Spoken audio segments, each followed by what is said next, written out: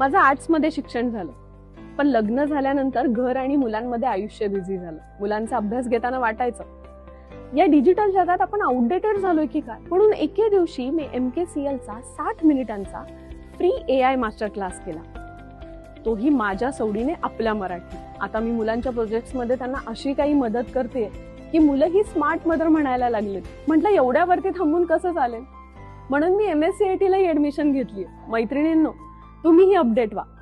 आजच MKCL चा 60 मिनिटांचा फ्री AI मास्टर क्लास करा आणि त्यानंतर MSCIT करा.